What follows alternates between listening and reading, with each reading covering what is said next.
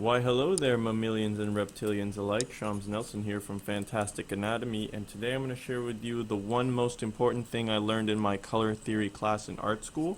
So yeah, let's go ahead and get started. This is concerning light and shadow and how to light your characters.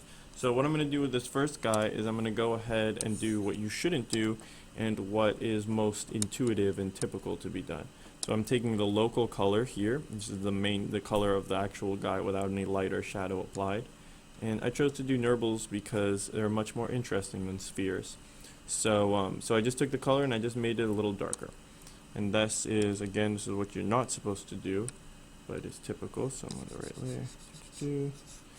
So let's say the light source is coming here, and it's an unidentified light source that has no color value, which doesn't exist, but that's what, I'll get to that in a minute. Then I'm going to take the local color again and just go lighter, not changing the hue at all. And I'll give him a little shadow over here. I mean a little light spot, because that's where the light's coming from. And then also we'll do the same on his white, the white of his eye. So we're going to make that a little gray. Oops. And then finally, since he's standing in the white room of the matrix, waiting for his guns to show up, and then he's got this, he's got a little shadow coming up from that direction, and it's just on the white floor. So anyways, alright, so you'll see this looks okay. I guess it might look okay for now, but let me show you what the difference is when you consider the light source, the color of it. So we're going to go ahead and do this guy down here, and let's make it the sun is the light source.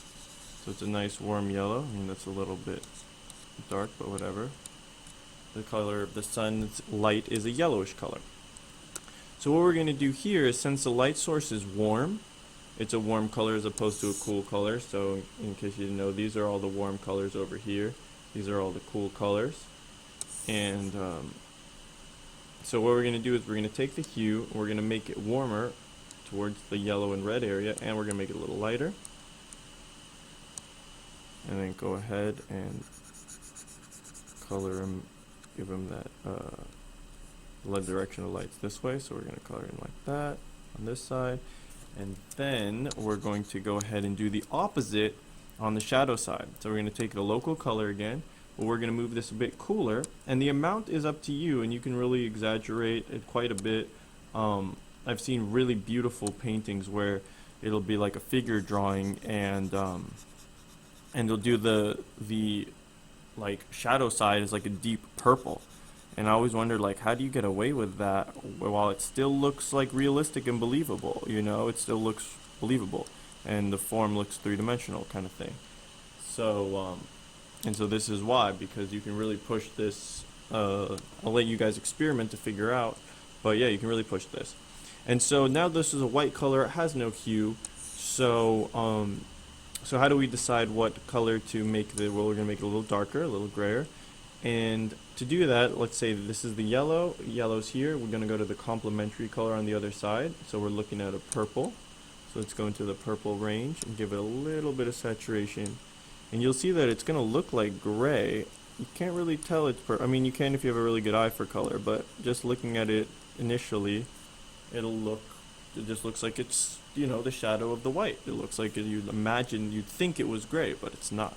It's actually a little bit of purple in there. And you can see here, when you look at the difference between this nurble up here and this nurble down here, then that shadow's a little gray. And then also, the cast shadow on the white ground will also be that same color kind of thing. So there we go. I think you can already tell that this guy is a little more lively than him, and it looks a little more three-dimensional. This guy, you know, kind of looks flat to me. Anyways, let's go for the last way that last light source that we can look at in general terms is a cool light source. So that's going to be the light of the moon, per se, or a neon light. White, the color white is a cool color. So I'm going to make this the moon, just so you can tell that that's what that is. Alright, whatever, good enough. But usually the moon will be a white color, you know, and Okay, and then the light source is coming in this direction. So it'd usually be, you know, a dark sky and then a white moon. But for the purposes of showing that this is a cool color, I'm going to make it a blue. So let's do the same thing. We got the local color here. And this time for the light side, we're going to move it more cool. Make it a little lighter too.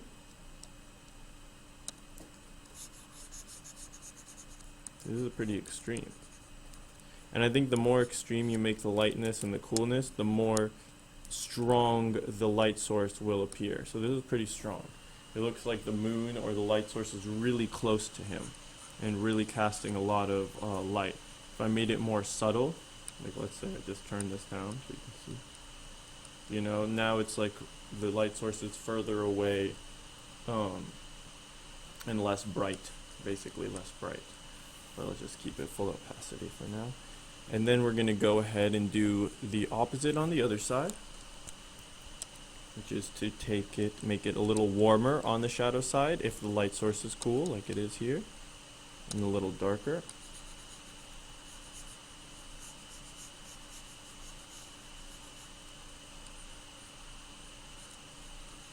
And again, I made it kind of extreme, but that'll illustrate that, you know, you can push this and it really does still work.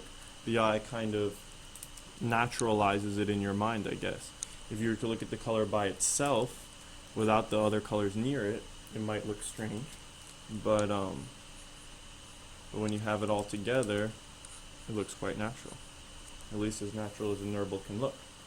And then let's just finish up with the white of the eye. So let's see, now that we got the colors blue over here, this kind of light blue, we can go across and we're going to want the shadow to be a little bit on the orange side. So we're going to make it gray, then move it over to the orange a bit. And then we can shade it in like that. And you can see I really put quite a bit of orange into that. It's definitely not a gray when you compare it to, say, you compare it over here to this gray. It's not gray, and you can see this is a lot warmer, this is a lot cooler. But if you look at them side by side, you can tell. But if you look at them just within the composition of the piece itself, then it all looks very natural, and you're like, oh yeah, that's gray, oh yeah, that's gray. So that's basically it, and I just wanted to share this video because it was a huge revelation to me. It helped me immensely, and I hope it will help you too. So yeah, peace, God bless, and stay fantastic, everyone.